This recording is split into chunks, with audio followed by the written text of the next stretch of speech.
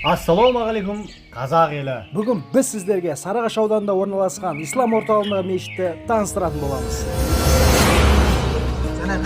бір ғана жұмысымен не қылды, алла тағаланың разылығын тапты да жәннатқа кіріп кетті. Сол үшін бір мәселе, біздің бір амалымыз аллаға жарамды болса, бір амалымыз алла субхана ва тағала жақсы көретін болса, адамдарға істеген, жануарға істеген, қоғамға, табиғатқа істеген бір пайдамыз, қараңызшы, алла тағала разы болатын болса, иншалла бізге жәннат құрмет дайын.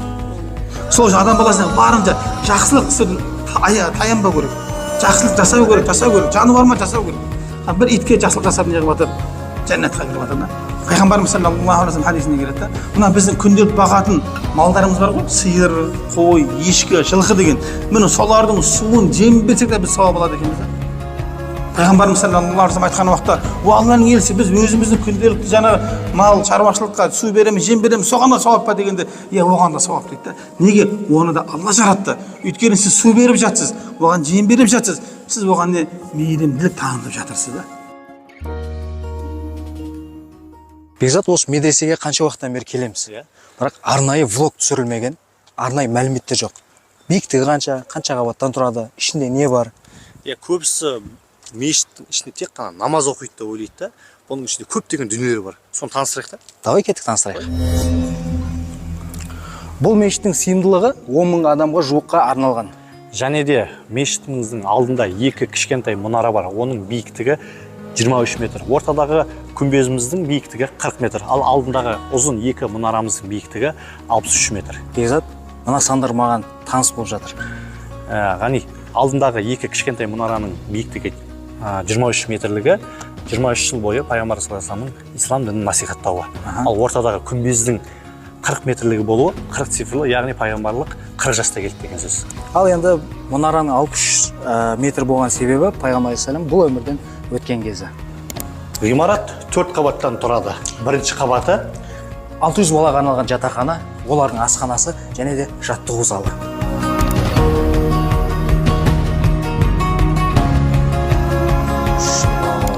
Бұл мешіттің екінші қабаты. Мұнда қариларды дайындау орталығы бар.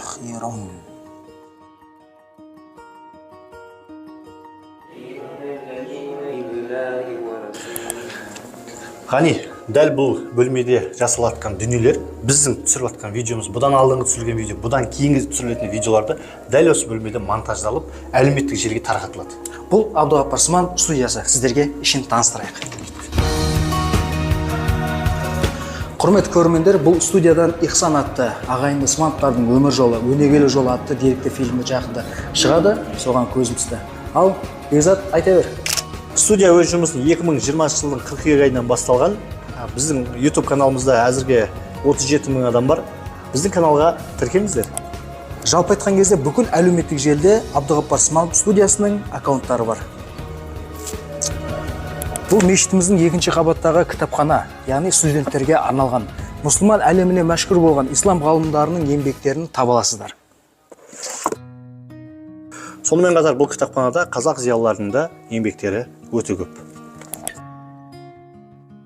Ғани, мешітке кірген кезде сол жақта орамал мен арнайы әйелдер киіміне көзің түседі. Бұл не үшін екенін білетін шығарсың? Бұны қысқаша айта кетейін, өйткені қаншама қарындастарымыз, апа-әпкелеріміз осы мешіттің ішін көргісі келеді, намаз оқығысы келеді, жаңағы Құран оқығысы келеді. Яғни бұл мешіттің әдебіне киімі сай болмаса, соларға арналған киім-кешек. Мешітіміздің 3-ші қабатында неке қию залы бар. Сонымен қатар Құран оқу залы да бар. Бұл мешітіміздің 3-ші қабаттағы ерлерге арналған намазханасы. Бұл жерде сабақтар өтіледі, уағыздар айтылады. Ал 4-ші қабатқа келсек, мешітіміздің 4-ші қабатындамыз. Бұл жер әйелдер намаз оқитын бөлік. Бұдан да бөлек басқа бөлмелер де бар. Соны таныстырайық. Бұл мешіттің 4-ші қабаттың 2-ші бөлігінде студенттерге арналған заманауи түрде стандартқа сай жатақхана орналасқан. Бұл мешітіміздің 2-ші қабаттағы ерлерге арналған дәретхана. Жалпы әйелдерге де арналған дәретхана бар. Мешітке келсеңіздер, дәрет алуды ұмытпаңыздар.